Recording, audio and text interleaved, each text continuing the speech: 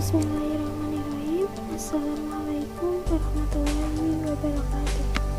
Apa kabar semuanya? Semoga kita selalu dalam keadaan sehat walafiat. Amin ya rabbal alamin. Sebelumnya saya akan memperkenalkan terlebih dahulu. Nama saya Salsa Rubiatul Bersih dengan NIM 211819007. Dari kelas 2B Pendidikan Matematika.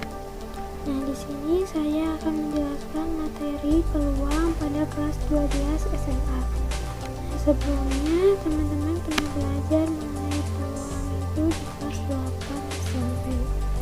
Nah, pada kesempatan kali ini saya akan membahas mengenai pengertian peluang,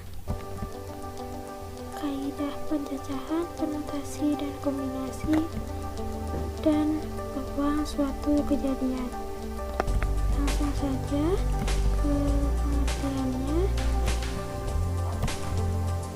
Peluang adalah kemungkinan besar, kemungkinan atau probabilitas berlangsungnya kejadian. Nah, di dalam peluang terdapat konsep dasar peluang. Konsep dasar peluang ini diperoleh melalui percobaan.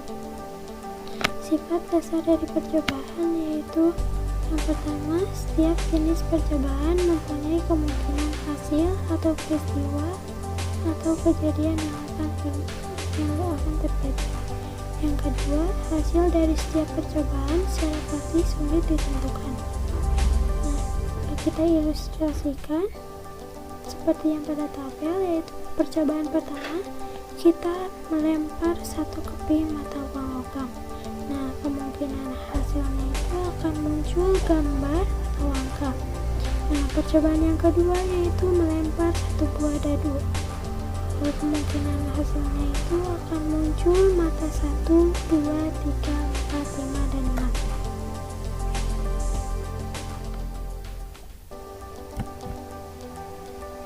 Selanjutnya yaitu ruang sampel atau S. Adalah kumpulan dari hasil yang mungkin terjadi dari suatu percobaan. Titik sampel adalah anggota-anggota dari ruang sampel, sedangkan kumpulan dari beberapa titik sampel disebut kejadian. Dan banyaknya ruang sampel itu disimbolkan dengan N-S. Kita langsung saja ke contoh, yaitu 3 buah koin dilempar sebanyak 1 kali, maka ruang sampel dan banyaknya sampel dari percobaan pelemparan koin tersebut adalah, nah, kita misalkan munculnya angka pada koin disimbolkan dengan A, dan munculnya gambar pada koin disimbolkan dengan G. Maka dari hasil dari pelemparan koin tersebut diperoleh beberapa kemungkinan. Nah, kita bisa lihat pada tabel. Nah, kemungkinan yang pertama itu angka, kemungkinan yang kedua itu angka gambar, kemungkinan yang ketiga angka gambar, kemungkinan keempat angka gambar, kemungkinan yang kelima gambar angka, kemungkinan yang keenam gambar angka, kemungkinan yang ketujuh gambar angka, dan kemungkinan yang kedelapan gambar. Jadi ruang sampel dari percobaan tersebut yaitu AAA, AAG, AGA, AGG, GAA, GAG, GGA, dan GGG. Dan banyaknya sampel itu 8.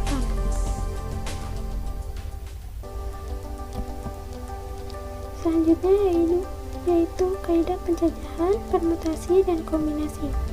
Nah, untuk yang pertama yaitu kaidah pencacahan. Kaidah pencacahan itu ada 2, yaitu aturan perkalian dan aturan penjumlahan. Yang pertama saya akan bahas dulu aturan perkalian. Nah, kita misalkan jika suatu operasi terdiri dari 2 tahap. Tahap yang pertama dapat dilakukan dengan M cara yang berbeda, dan tahap yang kedua dapat dilakukan dengan N cara yang berbeda. Maka keseluruhan operasi dapat dilakukan dengan M kali N cara. Nah, untuk aturan yang kedua yaitu aturan penjumlahan. Nah, kita misalkan juga jika suatu operasi terdiri dari dua tahap. Tahap yang pertama dapat dilakukan dengan M hasil yang berbeda dan tahap kedua dapat dilakukan dengan N hasil yang berbeda. Maka keseluruhan operasi dapat dilakukan dengan M ditambah N cara. Nah, kita langsung saja ke contoh soalnya. Contoh soal yang pertama itu membahas mengenai aturan perkalian. Nah, berikut ini jalan yang dapat dilalui pengendara motor dari kota A ke kota C melalui kota B. Ada berapa cara yang dapat dilakukan dari A ke C? Nah, kita bisa lihat dalam gambar. Dari A ke B dapat dilakukan dengan 4 cara, dan dari B ke C dapat dilakukan dengan 3 cara. Jadi, dari A ke C dapat dilakukan dengan 4 dikali 3, yaitu 12 cara. Selanjutnya yaitu contoh kedua, ini mengenai aturan penjumlahan. Itu Putra, seorang pelajar SMK swasta di Purwokerto. Putra memiliki 3 jenis transportasi yang ia kendarai dari rumah ke sekolah, antara lain sepeda. Sepeda ini meliputi sepeda mini dan sepeda gunung. Sepeda motor meliputi Yamaha, Honda, dan Suzuki, serta mobil meliputi sedan, kijang, dan pick up. Nah, berapakah banyak cara Putra untuk berangkat dari rumah ke sekolah?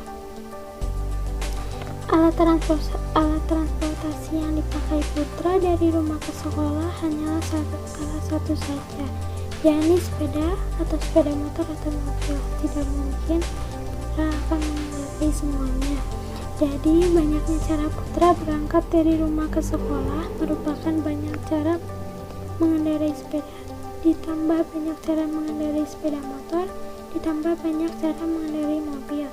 Nah, banyak cara mengendarai sepeda itu ada 2, banyak cara mengendarai sepeda motor itu 3, dan banyak cara mengendarai mobil itu 3. Jadi 2 ditambah 3 ditambah 3 sama dengan 8. Jadi Putra untuk berangkat dari rumah ke sekolah itu mempunyai 8 cara.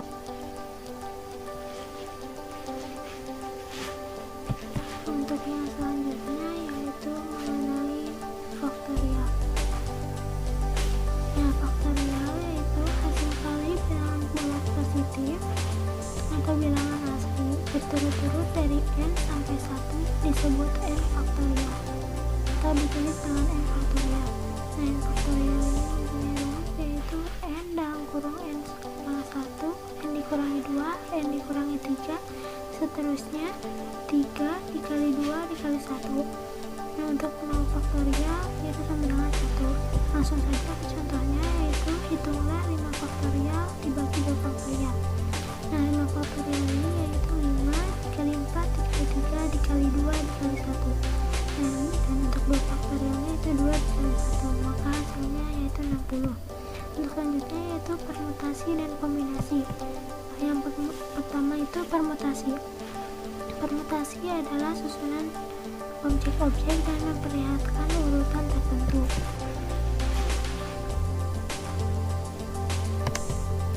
Nah, permutasi ini dibagi menjadi beberapa. Yang untuk pertama yaitu permutasi n objek berbeda yang setiap kali diambil seluruhnya, atau permutasi n dari n. Rumus dari permutasi n dari n yaitu n Vn sama dengan n faktorial, atau permutasi n dari n sama dengan n faktorial. Nah, langsung saja ke contohnya, yaitu diketahui 3 objek pertama yaitu A, B, dan C.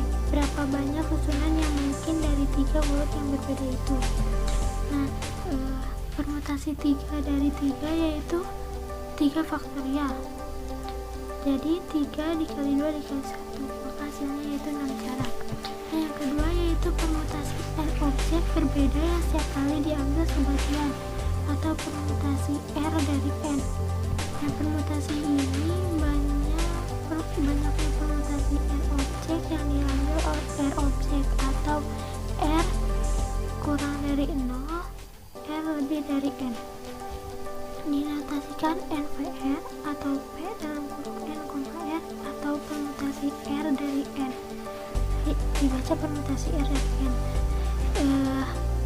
NVR sama dengan N dalam kurung N dikurangi 1, N dikurangi 2, seterusnya N dikurangi R tambah 1 atau NVR sama dengan N faktorial per N dikurangi R faktorial.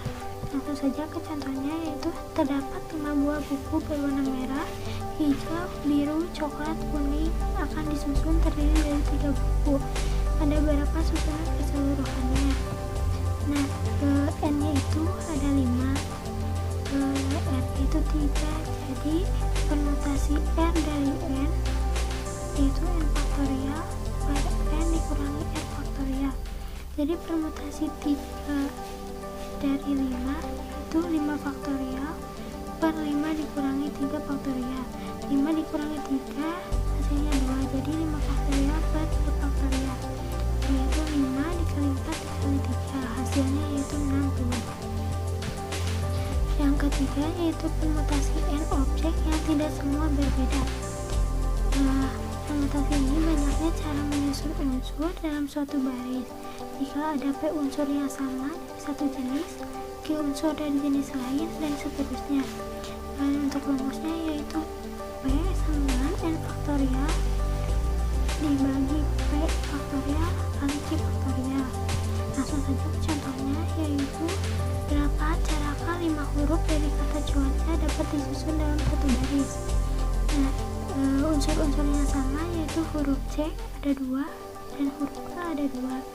Maka P sama dengan 5 faktorial dibagi 2 faktorial dikali 2 faktorial. 5 faktorial itu 5 dikali 4 dikali 3 dikali 2 dikali 1. 2 faktorial itu 2 dikali 1, jadi 2 dikali 1 2 kali 1, hasilnya itu 30.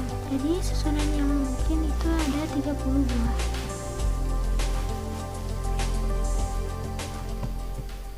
Yang selanjutnya itu permutasi siklis. Permutasi ini yaitu banyaknya cara menyusun N objek berlainan dalam suatu lingkaran dengan memandang susunan yang searah putaran jarum jam dan berlawanan arah putaran jarum jam. Rumusnya yaitu PSN dengan N faktorial dibagi N sama dengan N dikurangi 1 faktorial. Langsung saja ke contohnya ya, yaitu ada berapakah cara duduk melingkar 5 orang siswa. Jawabnya yaitu N-nya itu ada 5, jadi PSN sama 5 dikurangi 1 faktorial. 5 dikurangi 1 yaitu 4, jadi 4 faktorial sama dengan 4 kali 3 dikali 2 kali 1, hasilnya itu 24. Nah, untuk selanjutnya yaitu kombinasi. Kombinasi adalah susunan dari unsur-unsur yang berbeda tanpa memperhatikan urutan unsur-unsur itu. Kombinasi dari N objek yang diambil R objek dinotasikan NCR atau C yang kurung N, R atau kombinasi R dari N atau matriks NR. Kombinasi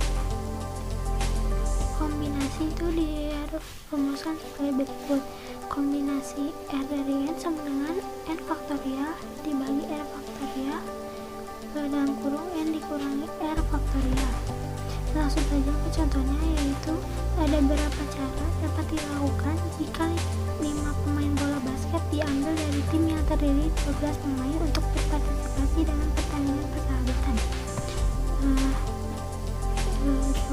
Jawab kombinasi 5 dari 12 yaitu 12 faktorial dibagi 5 faktorial dalam kurung 12 dikurangi 5 faktorial, dan 12 dikurangi 5 itu 7, jadi 12 faktorial dibagi 5 faktorial dikali 7 faktorial, yaitu jadi 12 dikali 11 dikali 10 dikali 9 dikali 8 dibagi 5 dikali 4 dikali 3 kali 2 dikali 1, yaitu jadi 6 dikali 11 dikali 2 dikali 3 dikali 2, hasilnya itu 792.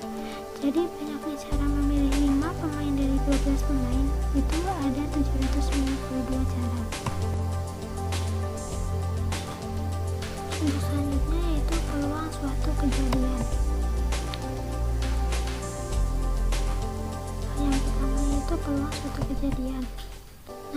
kejadian adalah himpunan bagian dari ruang sampel jika ruang sampel S mempunyai anggota yang berhingga banyaknya dan setiap titik sampel mempunyai kesempatan untuk muncul yang sama, dan A suatu kejadian munculnya percobaan tersebut, maka peluang kejadian A dinyatakan dengan P dalam kurung A sama dengan N dalam kurung A dikali N dalam kurung S. PA nya itu peluang muncul A, NA nya itu banyaknya kejadian A, dan NS itu banyaknya kemungkinan kejadian S. Langsung saja ke contohnya, yaitu sebuah dadu mata 6 dilempar 1 kali, berapa peluang munculnya mata dadu ganjil? Untuk S nya yaitu 1, 2, 3, 4, 5, dan 6, maka banyaknya kemungkinan kejadian S yaitu 6. Untuk A nya yaitu 1, 3, dan 5, maka untuk banyaknya kejadian A yaitu 3. Jadi peluang munculnya A yaitu 3/6 sama dengan 1/2. Selanjutnya yaitu frekuensi harapan atau FH. Frekuensi harapan suatu kejadian pada suatu percobaan adalah hasil kali peluang dengan frekuensi percobaan A, atau dinyatakan dengan FHA, yaitu PA dikali N. Langsung saja ke contoh, yaitu sebuah dadu mata 6 dilantunkan sebanyak 360 kali, berapa frekuensi harapan munculnya mata dadu prima?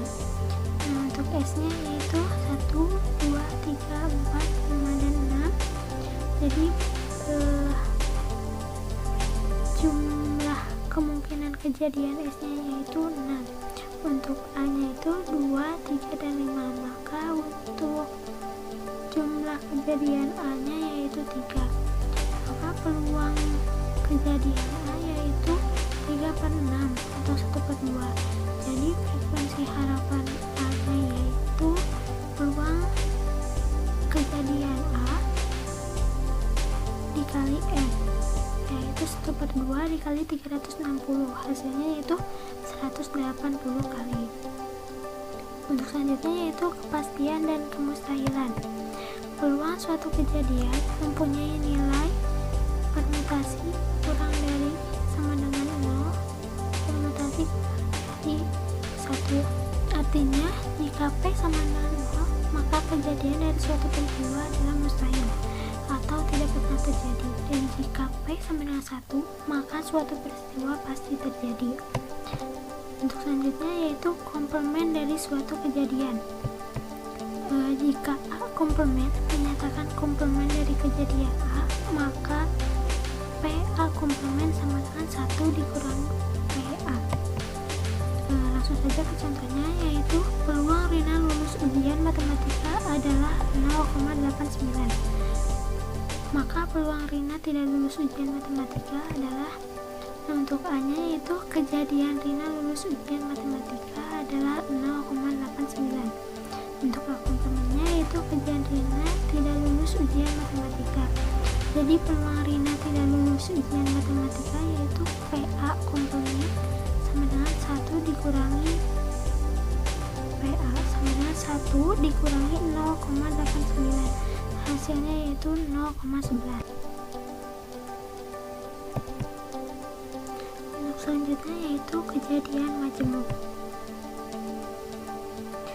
Yang pertama yaitu peluang kejadian yang saling lepas. Dua kejadian disebut saling lepas jika irisan dari dua kejadian itu merupakan himpunan kosong.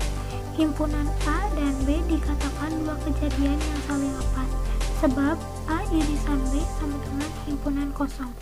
Berdasarkan teori himpunan, P A gabungan B sama dengan PA ditambah PB dikurangi PA irisan B. Karena PA irisan B sama dengan 0, maka PA gabungan B sama dengan PA ditambah PB. Langsung saja ke contoh soalnya, yaitu sebuah dadu bermata 6 dilantunkan 1 kali. Berapa peluang munculnya mata dadu ganjil atau mata dadu genap? Yaitu untuk A nya 1, 3, 5. Jadi NA nya 3/6 atau 1/2. Untuk B nya yaitu 2, 4, 6. Jadi NB nya yaitu 3 per 6 sama dengan 1 per 2. A irisan B sama dengan himpunan kosong. Jadi PA gabungan B sama dengan PA ditambah PB, yaitu 1 per 2 ditambah 1 per 2 sama dengan 1. Yang kedua yaitu peluang bersyarat. Jika A dan B adalah dua kejadian dalam ruang sampel S dan PA tidak sama dengan 0, maka peluang bersyarat dari B yang diberikan A didefinisikan sebagai berikut. Peluang kejadian B jika kejadian A sudah terjadi sama dengan PA irisan B dibagi PA, atau PA irisan B sama dengan PA dikali peluang kejadian B jika kejadian A sudah terjadi. Contohnya yaitu sebuah dadu dilempar, tentukan peluang bahwa pelemparan itu akan menghasilkan angka kurang dari 4. Jika A tidak ada syarat lain diberikan, B pelemparan menghasilkan titik dadu yang berangka ganjil. Nah, kita misalkan A adalah peristiwa munculnya angka kurang dari 4, maka A yaitu 1, 2, dan 3. Jadi P1 sama dengan P2 sama dengan P3, yaitu 1 per 6. Untuk PA sama dengan P1 ditambah P2 ditambah P3, yaitu sama dengan 3 per 6, jadi 1 per 2. Nah, untuk yang bagian B yaitu misalkan B adalah peristiwa munculnya angka dadu yang ganjil, maka B nya itu 1, 3, dan 5. Untuk P1 sama dengan P3 sama dengan P5, yaitu 1 per 6. Dan PA nya yaitu P1 ditambah P2 ditambah P3, hasilnya 3 per 6 atau 1 per 2. Nah, A irisan B nya itu 1 dan 3. Jadi PA irisan B sama dengan P1 ditambah P3, yaitu 2 per 6 atau 1 per 3. Nah, jadi sehingga peluang kejadian B jika kejadian A sudah terjadi sama dengan PA irisan B dibagi peluang A sama dengan 1 per 3 per 1 per 2, hasilnya 2 per 3. Yang terakhir yaitu kejadian saling bebas atau stokastik.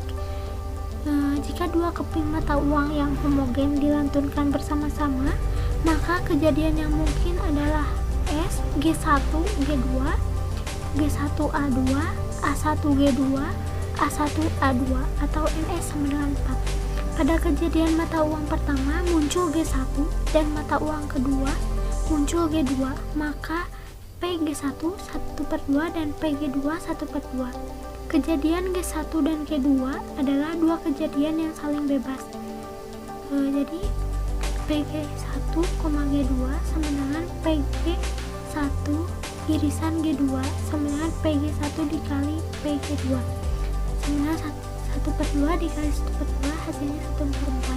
Secara umum, jika A dan B merupakan dua kejadian yang saling bebas, maka peluang kejadian A dan B adalah PA irisan B sama dengan PA dikali PB. Langsung saja ke contoh soalnya, yaitu dalam sebuah kantong terdapat 10 kelereng yang terdiri dari 6 kelereng merah dan 4 kelereng putih. Diambil 2 kelereng. Berapa peluang terambilnya kedua-duanya kelereng putih? Jadi jika A kejadian terambilnya kelereng putih pada pengambilan pertama, maka PA yaitu 4 per 10. Dan jika B kejadian terambilnya kelereng putih pada pengambilan kedua, maka PB sama dengan 3 per 9. Jadi PA irisan B sama dengan PA dikali PB. Jadi 4 per 10 dikali 3 per 9, hasilnya itu 12 per 90. Disederhanakan jadi 2 per 15. Nah, mungkin itu saja yang dapat saya sampaikan. Mohon maaf apabila banyak kesalahannya. Terima kasih. Wassalamualaikum warahmatullahi wabarakatuh.